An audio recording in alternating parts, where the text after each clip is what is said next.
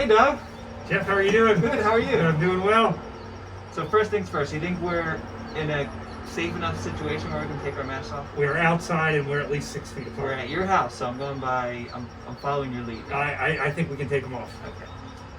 I couldn't be happier to be here with Doug, what I consider to be one of the best friends I've ever had, an incredible leader in the community, running in education.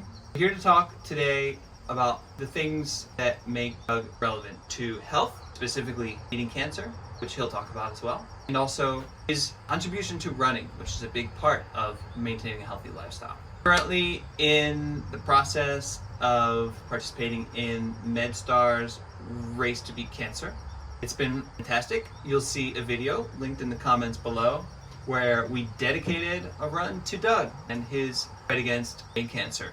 Check that out. I don't have enough time to say all the good things I want to say about Doug, so I'll just leave it to him to start wherever he'd like to begin with his life and the topics at hand. I think you mentioned you wanted me to chat a little bit about running, and so maybe I'll start with running. I kind of accidentally, sort of stumbled into running because I played a bunch of sports growing up, and, I think every kid my age thought they wanted to be a professional baseball player. We're in Cincinnati when I was growing up. 1975, I was in the 5th grade. 1976, I was in the 6th grade. If you're a baseball fan, you know that those were the years of the Big Red Machine. And so we all loved baseball, and I thought I could do that. But, as it turns out, when I got to high school, I was a big Catholic all-boys school. I was big into sports, and, competition for the baseball team was pretty steep and everything like that.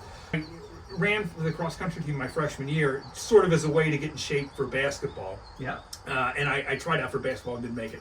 But I turned out that I was pretty good at running. And so I ended up running track my freshman year and ran the 800 exclusively and didn't lose a race my entire freshman year. So that kind of cemented me on the road that running was probably the thing I should be doing in none of these ball sports. So anyone who gets to that point in any sport remembers that. Mm-hmm. And if you're lucky enough to have gotten to that point in any sport, you're likely to live a really healthy life. So that's commendable right there. I'm curious when you figured out that running was going to be a lifelong thing and not just something that you did during middle school or high school. Right. So I think part of it was, I think it goes back in a way to the YMCA and some folks that I knew at the YMCA. When I was growing up, there was a YMCA fairly close to my house, and we would hang out there after school, and there were a group of runners from a lot of different high schools that were there.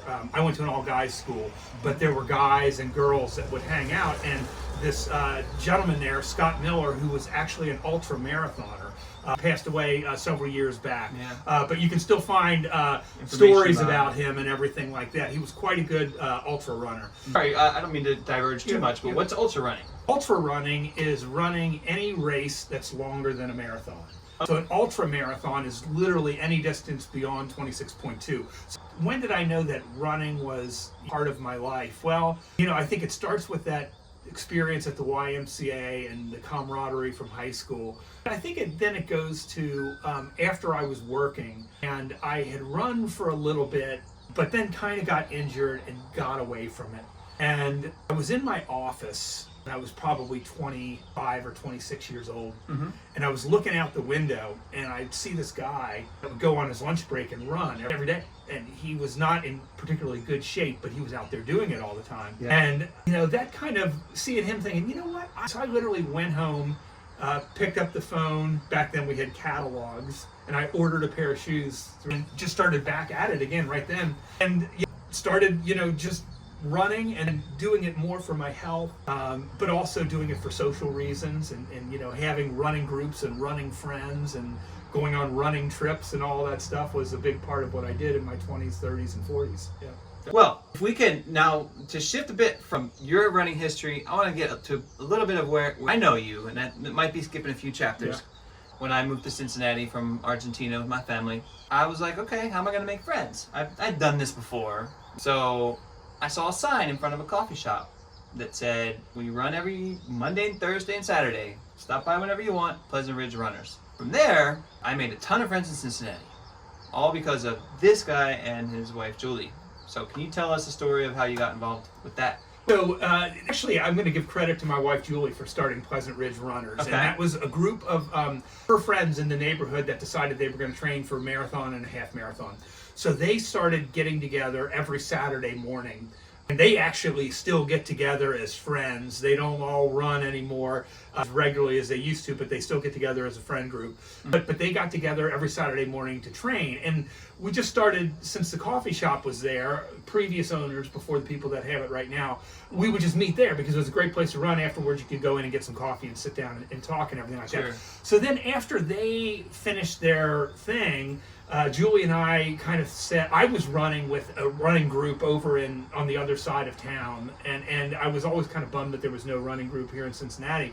And Julie said, well, let's just start a running group. And so that's what she did. She just made a flyer. We posted it up in the coffee shop. This was like when she first was on Facebook, so we created a little Facebook notification and sent it out to some friends.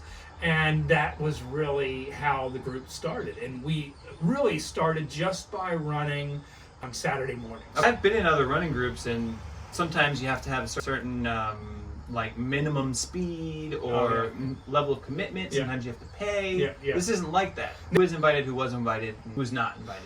No. That's there's a lot of monetizing running groups going on right now. You know, a lot of the running stores have used running groups as training groups for the marathon. So you actually sign up and you pay some money, and they have trained coaches and get a T-shirt, and there's that part of it. And those I think are valuable, and they definitely serve a purpose. Ours is different. It's literally, you know, we kind of coined the term. We have runners, walkers, and rockers. Rockers spelled RALKERS, the combination. So we really have no standards, if you will. Just show up and we all decide where we're going to go and how fast we're going to run or walk or do whatever. So, and you know, one of the things that just like every running group that I've ever been a part of, it's become more social. I like to say that we are, and this is, no, I didn't invent this term, but we're a drinking club with a running club. Yeah. So the social part is as much as, you know, the running part.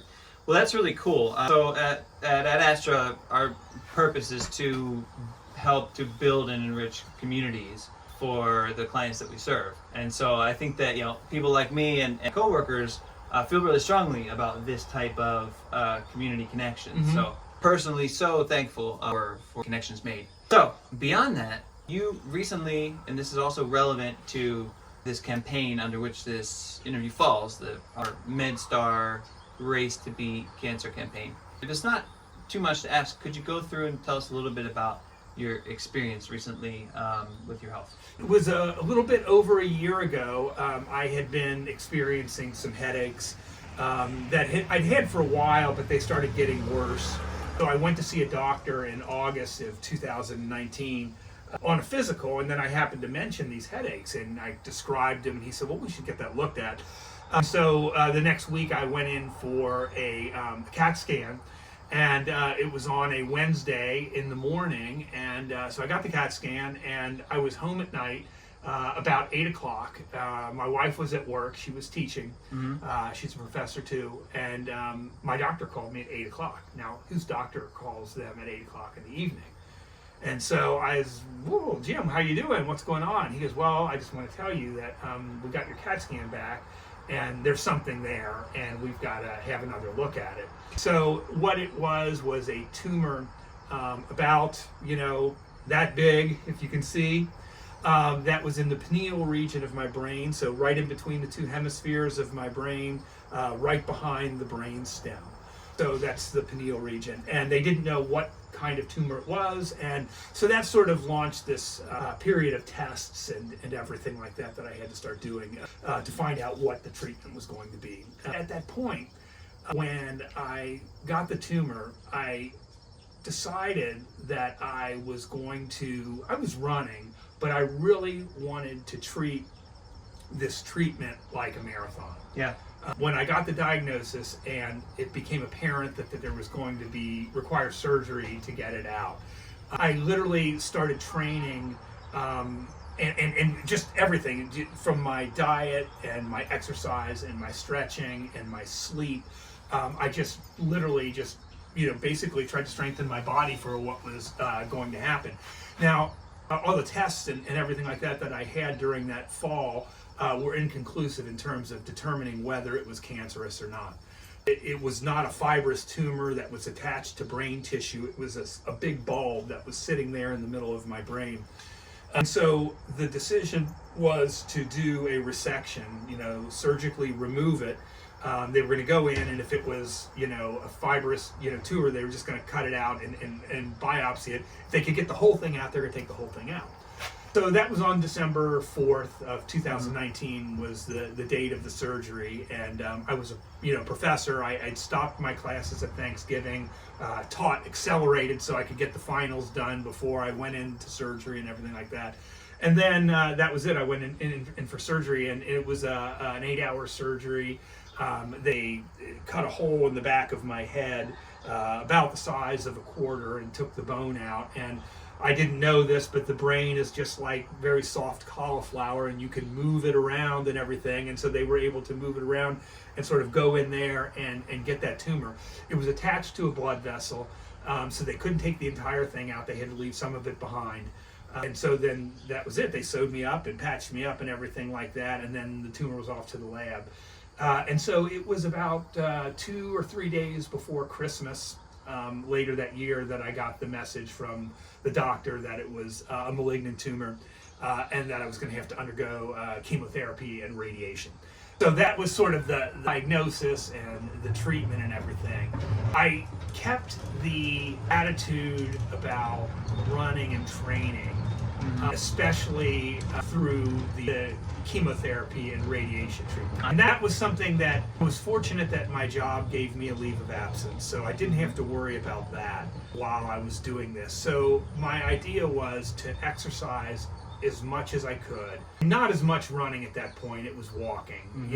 Running was a little bit more difficult to do. I wasn't supposed to jar my head around it, but walking was okay. So I kind of set a goal that I wanted to walk the distance from Cincinnati to the Gulf Coast during my chemotherapy. I wanted to cover that many miles by walking.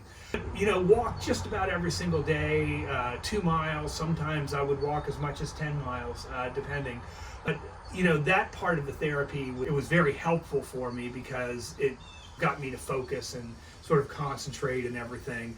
So it was very good. When I got to radiation, it became a little bit more difficult. Just for people who haven't been through or don't know people that have gone through it, can you describe what is chemotherapy? Okay, what is radiation? Very good. So chemotherapy, the best way to describe it is we're just going to put a bunch of poison in your body, and it's going to kill all the fast-growing cells, the cancer ones, and everything else too. Yeah. That's why they lose hair and their skin changes and all sorts of things happen. Fingernails get brittle and all kinds of stuff. So I still have the port. I don't know if you can see the little bump there, and it's got a little tube coming off of it that connects into your jugular vein, so you can. Yeah. And so that's like that ball there is a little rubber bladder that's underneath the skin, and so what chemotherapy is they access my circulatory system via that ball, and the biggest side effect immediately is just fatigue and tiredness. Yeah. What radiation does, the way it was explained to me, and this makes good sense, is radiation gets rid of the cancer dust. So cancer exists at a molecular level, right? That you can't see on an MRI or an X-ray or anything. You can see a tumor, but just because the tumor's there, it doesn't mean there's not cancer cells there. Sure. And so radiation sort of sweeps away the cancer dust, as they say. So this here is my radiation mask, and it's a mold of my face. So what you do, you go in and they sort of do a scan of your brain initially, and then they plot these points into this computer, and it charts where the radiation beams are going to go. So this thing here, it basically locks your head. You have a pillow underneath your head. You're laying on your back. You're laying on your back, and this sort of locks your head down like that so it doesn't move. And then the lasers, sort of on a big sort of, donut-shaped machine, sort of spin around your head and are shooting it in. And so you have to keep your eyes closed because they're passing over your eyes, and it's really weird. I felt like it left a taste in my mouth when it was going over. But the process itself only lasts maybe 10 minutes or so. All this in 2020. I mean, Yeah. while this is going on, you're Yeah. not the only one. There's been a lot of people that have had to deal with this. I mean, Yeah, how is that backdrop? that COVID was really strange because, all of a sudden everything, sort of shut down, and going to the hospital for chemo that time was very strange. It was deserted. There were nurses stationed outside of the offices. I had to get my temperature checked. I went into, the chemo suite, and they had people spread out all over the place. Everyone was masked up and everything like that. So it was very, very, very different.